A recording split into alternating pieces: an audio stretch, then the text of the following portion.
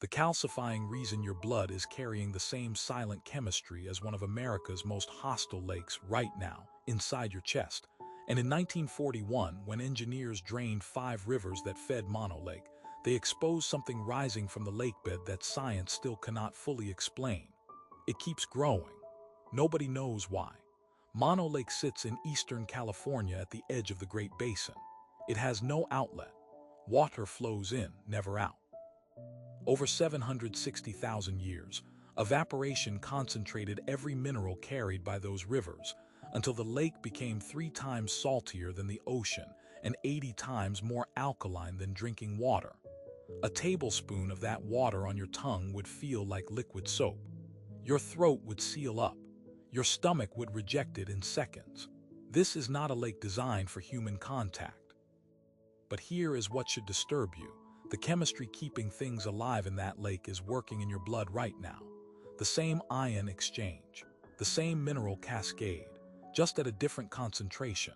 When the Los Angeles Department of Water and Power diverted Mono Lake's feeder streams in 1941, the lake level began to drop. Over the next 40 years, it fell 45 vertical feet. Nearly half the lake's surface disappeared. And as the waterline retreated, something emerged from the exposed lakebed. Stone towers, dozens of them, some reaching 30, 40 feet into the open air. Knobbed and porous and ancient-looking, the color of old teeth. Geologists called them tufa, calcium carbonate formations, and they explained the basic mechanism. Freshwater springs rich in calcium bubble up from the lakebed, meet the alkaline lake water loaded with carbonate ions, and the collision triggers a chemical reaction. Calcium locks with carbonate, stone precipitates.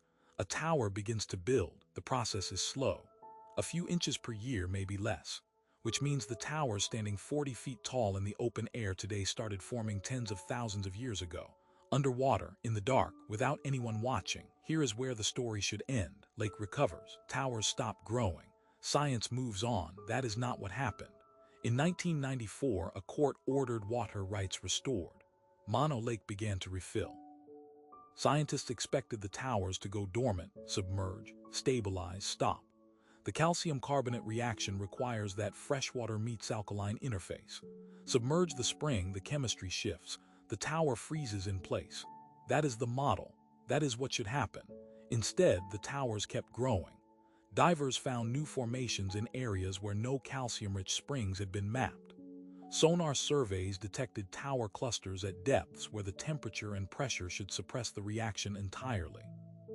The explanation that built the towers doesn't account for where they're building now. What researchers started finding beneath the surface rewrote the question entirely. The towers are not passive formations. They are not just a record of where springs once were. The lakebed beneath Mono is fractured, a network of microfissures running down into geothermal zones that no surface survey had charted. These aren't just calcium springs. They're pressure-fed vents connected to the same volcanic system that built the Long Valley caldera, the supervolcane 17 miles to the north that last fully erupted 760,000 years ago, the same year Mono Lake formed. That is not a coincidence geologists can dismiss. The towers aren't growing because of what's in the lake. They're growing because of what's beneath it. And the same geothermal pressure pushing mineral-rich water up through those fissures has been rising. USGS monitoring stations around the caldera recorded ground deformation events, the Earth swelling upward, on and off since 1978. In 1980, 4 magnitude 6 earthquakes struck the caldera in a single day. Scientists issued a volcanic hazard warning for the first time in American history outside of an active eruption. The warning was eventually downgraded, but the ground never stopped moving, and the towers never stopped growing. The lake records every pulse from below. Every new formation is a data point the Earth is writing about what's happening at a depth we cannot reach. Here is what that means for you. Mono Lake is not a curiosity. It is a pressure gauge. The chemistry inside it, the same alkaline ion exchange running quieter versions of itself inside your bloodstream right now, is responding to forces operating on a geological timescale. Forces that predate your existence by 760,000 years. The towers growing on the lakebed are not decorative.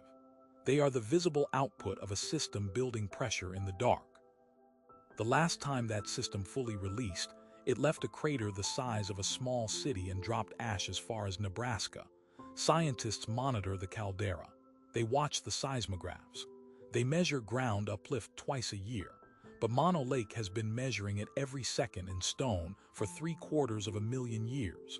The towers are the record, and they are still being written. What nobody has answered is why the growth rate is accelerating. The formations documented in the 1980s grew at the expected pace. The formations being mapped now are outpacing that rate by a factor scientists describe, carefully, as anomalous.